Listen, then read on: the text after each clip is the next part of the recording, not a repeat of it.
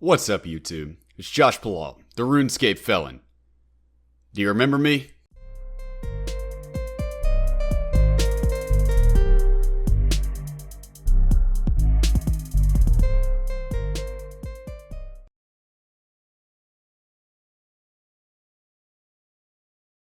In all seriousness, it's good to be back. Karis is pregnant with number 2, so we've had a very busy few months. Let's get right into the video. So what I'm doing today is actually something that was suggested by a Twitch viewer of mine. It is a short video about a Norwegian prison. It's called How Norway Designed a More Humane Prison, as you can probably see here. He's been to prison in Norway, he said, and they have a 20% recidivism rate. Now what that means is that out of all the men in prison in Norway, only 20% of them will either return to prison or have been more than once already. Okay, 20%. That's a very low number. That's 1 out of 5 people. It sounds like that's probably a lot, but in America, the lowest estimate is 91%. Considering that our prisons seem to be a lot worse, at least from what I've heard, than theirs, that doesn't really seem to make much sense, does it? Why would a country that has laid-back resort prisons have less people come back to prison than a country that has terrible prisons? It doesn't really seem like it makes much sense, does it? But anyways, I don't really know that much about the Scandinavian prison systems. I know that I'm not sure, which one. I know that Sweden, I think, has a maximum sentence, no matter what you do, of 21 years is the ultimate sentence. I'm not sure if Norway also has that. I don't know what all familiarities the Scandinavian prisons have together. And perhaps this is only a physical, how Norway designed a more physical, humane prison. I don't know. Maybe it's not going to talk at all about, like, the inmates' day-to-day lives. But we're going to go ahead and check it out. I'm going to obviously compare it to the American prison system. Disclaimer, I've only been to federal prison. I don't know anything about state prison. I did a lot of county jail time, but that's about as close as I got. So my perspective is from the feds. Believe it or not, these videos have been on my Discord as a suggestion for like 2 days from the guy, and I have not watched through them at all. So this is going to be brand new to me. Let's get started on it. These photos look like they're from a hotel or a fancy college dorm room. There's a gym, common areas, and private bedrooms. Okay, well, we're starting off hot. There's a gym. Wow. I mean, to be fair, the federal prisons that I went to, they had gyms, with some basketball courts and stuff in it. It wasn't all nice and homey looking like that. It looked like, it was concrete floors, typically no nets on the actual basketball rim. I don't know what this net is for. I don't know if that's for volleyball or tetherball or whatever, but whatever that is, it's way too fancy for the feds here in America. Oh, shit, they got a rock climbing wall in the back. Bro, you can learn it. What in the world? I got a rock climbing wall in the back? I mean, here, dude, they're hesitant to even give you, like, any form. The only workouts they want you to do in America is calisthenic, like push-ups, pull-ups and stuff like that. They don't want to give you any weights or anything to give yourself leverage or anything like that, man. So just seeing something as what, to me seems luxurious as rock climbing here. I mean, good grief. They have a safety harness? Just spent my weekend of, imprisonment tethering up and climbing up the rock wall, getting some good practice in here. Common areas and I mean, that legit, it looks like a modern day library. It looks like they actually respect the book. Oh, wow, they actually have an entire set, or at least most of a set of books there. It looks like that's just astonishing. I mean, it seems like inmates, when they see 2 books of a series together in any setting, they just separate them. So to see that many, I mean, Norway is obviously doing it a lot different. You see all those red books over there, it's like a set of encyclopedias. Yeah, somebody would have just been compelled to spread those out everywhere and steal a few of them so there wasn't a whole set. So it's actually really nice to see that. It definitely looks like the inmates are not returning all the books, or maybe this is a library in progress rather. I'm not entirely sure, but it definitely looks like the corner of like a Barnes and Noble, It looks like a good, chill, little cozy up, sip a coffee, and hopefully get rehabilitated from your past crimes and actions. And private bedrooms. I mean, this is just absolutely astonishing. Built-in furniture here. Is that made out of wood? It's got to be made out of metal. The shelf and the desk look like it's made out of... It looks like it's made out of wood, which would be absurd. You can't do that in America. People would chip it apart, splinter somebody with it. I could be wrong. Maybe that is metal, but it looks like wood to me. It looks like it's like some kind of jointed or fastened wood. I mean, they actually took the time to put some little embroidery on the... Is that a curtain? I mean, you get a little privacy, dude. He's got a little window slot where you can get some fresh air. A little kit box right there to keep his stuff in. I mean, dude, this is... Wow. But this place... Okay, is this what they're comparing it against now? Wait, why the serious music? Let me just watch. A gym, common areas, and private bedrooms. But this place, just outside Halden, Norway, is a prison. There's no barbed wire, lots of greenery, and striking contemporary art.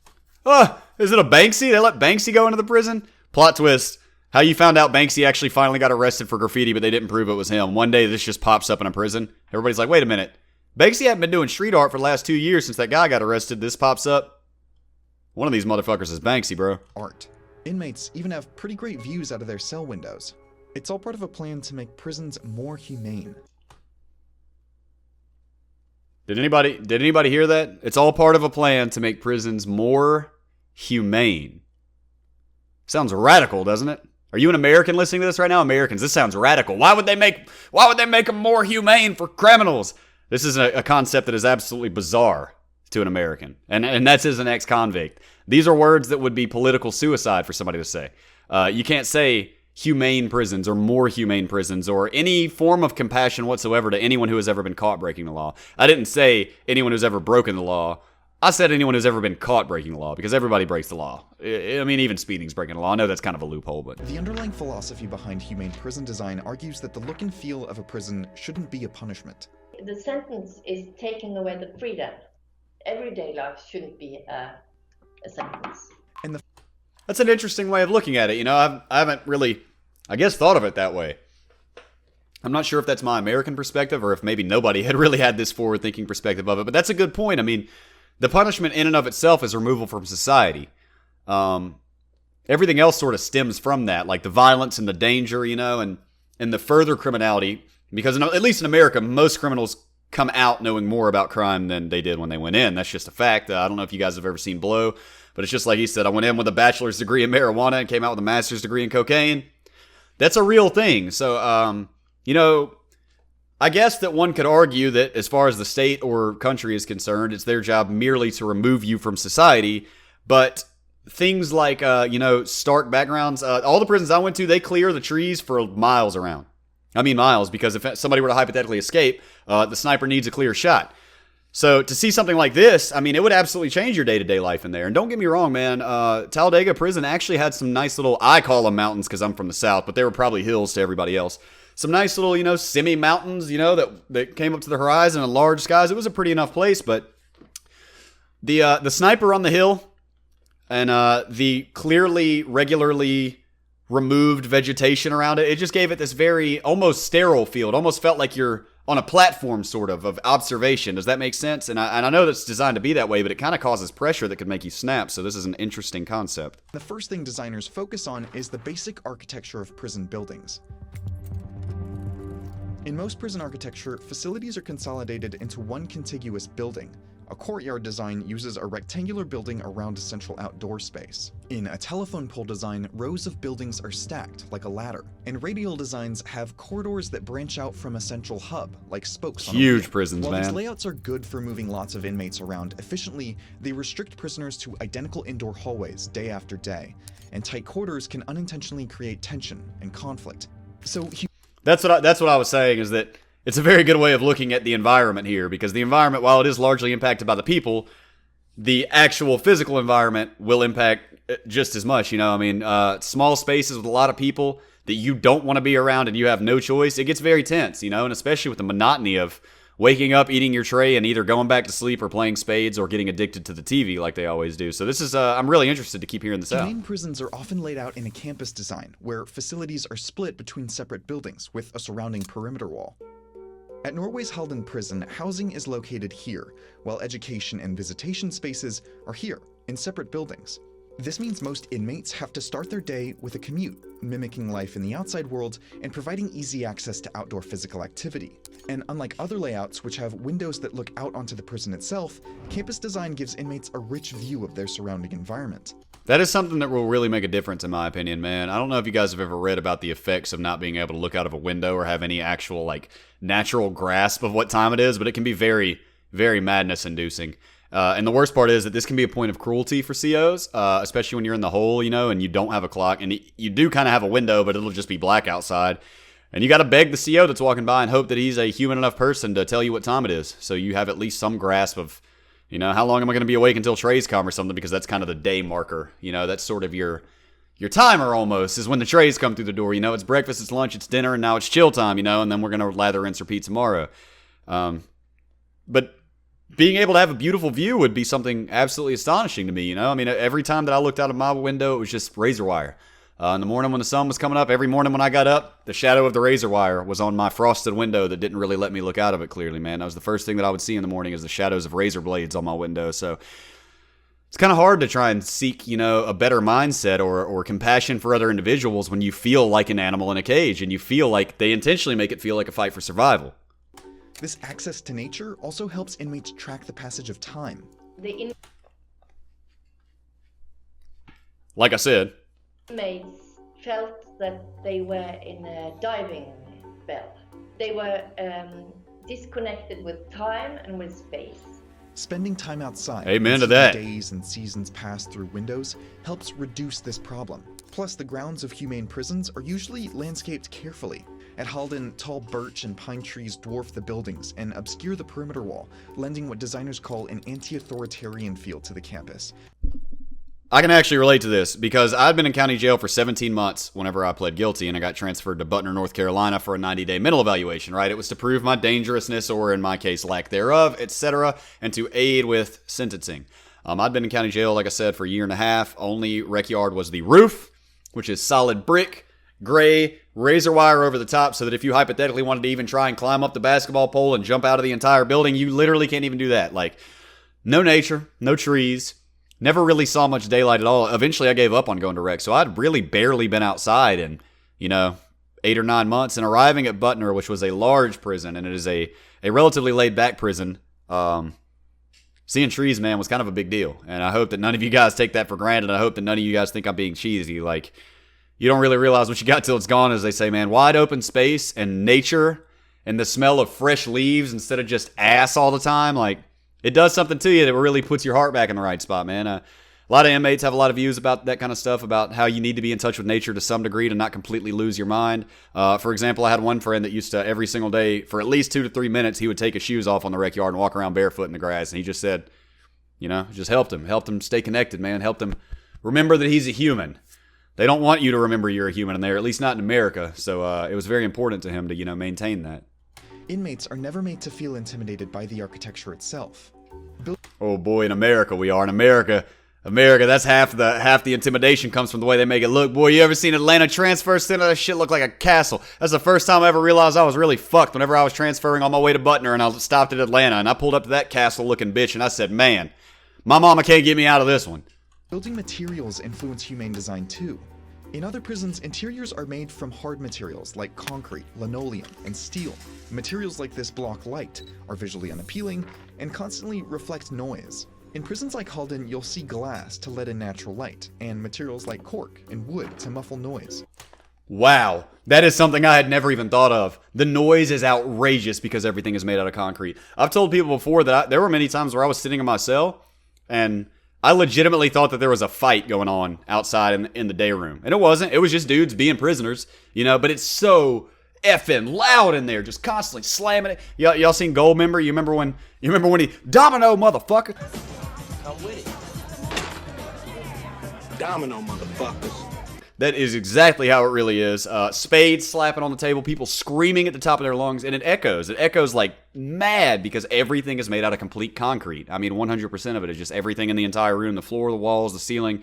Hell, the windows got steel on them, like everything just reverberates sound like crazy. So there's just always this natural reverb of ignorance, just echoing ignorance, echoing, hey, can I borrow your World Almanac because I'm trying to tell this dude and prove to him that Jennifer Lopez got an ass reduction. That's not going to be in the World Almanac, homie. But humane prison design isn't just about architecture and materials. It's also about what happens inside the walls. Halden's design affects the way correctional officers and inmates interact.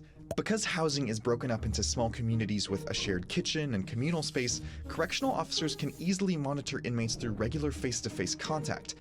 Yeah, this setup right here, that ain't how it goes in any of the joints that I was at. When you're in an actual prison, you are typically designed in a semicircle around the guard station.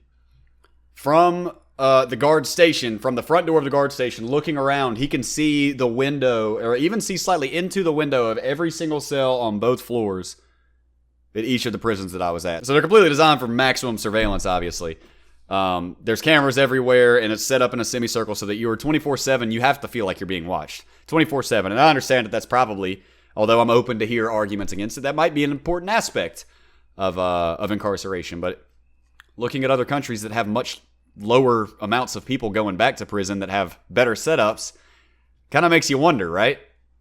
Instead of observing large groups of people from a distance. And the guards' rooms are intentionally designed too small to incentivize them to move out into the inmates' common area. And this, that the guards are together with the inmates, is a very important security system. Campus layout. You know, not just as a security system, but the COs that go out and mingle with the inmates a lot of times are respected. You don't want to be the one that goes into the office and gets chummy with the CO. No siree, Bob. But typically the inmates respected the CO that will come out and talk to you like a human. Now, the ones that are walking around looking at every cell and sniffing everybody's breath, trying to find alcohol and stuff, that's a different story. But as they said here, simply the act of removing yourself from that office as a CO, it feels much less us versus them. It became more of we're wearing different clothes. And it takes a good CO to do that, okay? But the thing is that I don't know how much the BOP is aware of it or how much their employees are aware of it, but you want to be a CO like that. You want to be a CO that the inmates respect. Not fear, you don't want to be the CO shaking everybody down. I don't know, man. You guys probably wouldn't understand it if there's any COs watching this video, but respect, man. It goes a long way. And your job will be a hell of a lot better if you are just very respectful to the inmates and talk to them like human beings. I promise you. Let's help that relationship flourish. A study of architecture in Dutch correctional facilities found that campus design ranked highest in inmate-staff relationships. And Interesting. US prison studies from the late 90s found that this style of direct contact resulted in fewer violent or security-related incidents. This is amazing. Yeah, that's absolutely amazing. I mean, it's clearly working. Well, I mean, I guess that's only one instant. You know, it's a small sample size. But that's promising, you know? 1/3 is... I mean, it's a little bit more than 1/3, but that's a pretty significant cut down right there, man. That's really interesting to me. Designing these humane prisons costs money, which is why most Sure. of the groundbreaking work is happening in Western Europe and Scandinavia, where smaller prison populations and more robust social support systems allow for more flexible experimentation. Wait a minute. Prison population rate per 100,000. 716 per 100,000. Robust social support systems allow 72. for more flexible experimentation. Oh my God, dude. Are you kidding me, America? Are you kidding me? As US prisons often prize cost saving over design, it's still uncommon to see them here. But places like Halden are setting a new precedent. Oh, there was a bad boy right there. Well, there's Sing Sing too. I don't know what that one is. Georgia State. Marion. That one right there, Leavenworth, Kansas. I know some boys that got scars from that joint. That's what Leavenworth looks like? Yeah, that's a USP. That's a high security. That's a killing field right there. I have friends who have lost friends on those grounds, and I mean that sincerely and legitimately. That is a scary place, and I thank God that I did not go there. That place, wow, yeah, Leavenworth is hopping. But places like Halden are setting a new precedent for what the prison of the future could look like. It's so important to have a human behavior towards the people, so they are not so angry, but give them human dignity. It might feel counterintuitive. Dignity, to create yes. pleasant, well-designed spaces like You just want to feel like a human, man. It's really not that much to ask. Most people understand they did something wrong and they're being punished for it, man, but asking for basic humanity should not be that big of a deal. this for people who have committed crimes. But under a design philosophy like this, being imprisoned is the punishment. The architecture doesn't have to be. Very interesting. Very, very interesting video. I find it completely fascinating that these countries... the guy in the chat, he told me that 20% recidivism rate. Now, I haven't actually looked that up. Yeah. Yeah, it looks like he quoted correctly. He said it's about 20% Norwegian recidivism rate. Norway has one of the lowest recidivism rates in the world at about 20%. Has more highly secured prisons, yet still maintains normalcy within its prison system, all right? Let's see here. Yeah. U.S. recidivism rate. Oh, they don't even want to pot that. Okay. That's the lowest by far estimate that I've ever seen. Now, the rates that I read were from a few years ago, so this could be from before or after, but 3/4, over 3/4, that's still an insanely high number of men in America that have been in prison before, either will be back or have been twice. This is amazing. I mean, we are either inherently the most evil country in the world or something's not right with our justice system, and it's very plain. Where's the logic here? You would think that sweeter prisons would be less of a deterrent to crime, and nasty, disgusting, violent prisons here in America would be a deterrent. But it would almost seem as though forcing people into that violent, animalistic lifestyle is something where they have to choose it, embrace it, and survive that way, and maybe it's something that can't be returned from. I mean, we jokingly call it institutionalized, like how friends of mine say bitch and I still get my blood pressure up. I don't mean to, man. I'm brainwashed. I'm institutionalized from it.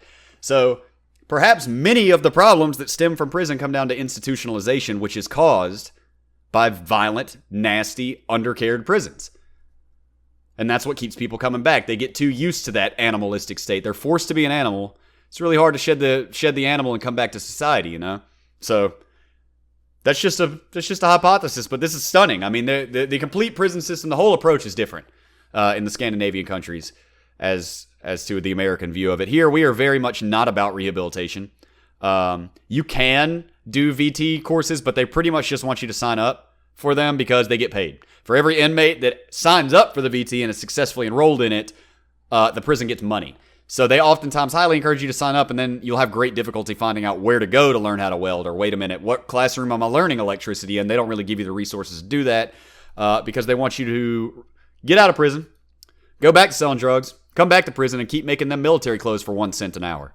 It's disgusting amounts of profit. It's amazing. Look into prison privatization in America. It's insane, and it really shows why our statistics are insane because, like I said, we either have got an inherently evil country based on how many people we have in prison. We are either by far and away the most evil and corrupt country in the world per population.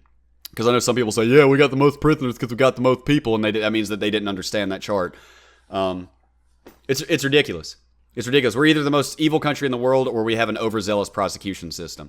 Okay, so props to you guys, Norway. I definitely want to look more into Scandinavian prisons. I'm sure we can get one more on the day-to-day life as opposed to the forward-thinking view of it. But this was very interesting to see for me, and I'm really hoping that it is a step in the right direction for everybody, you know?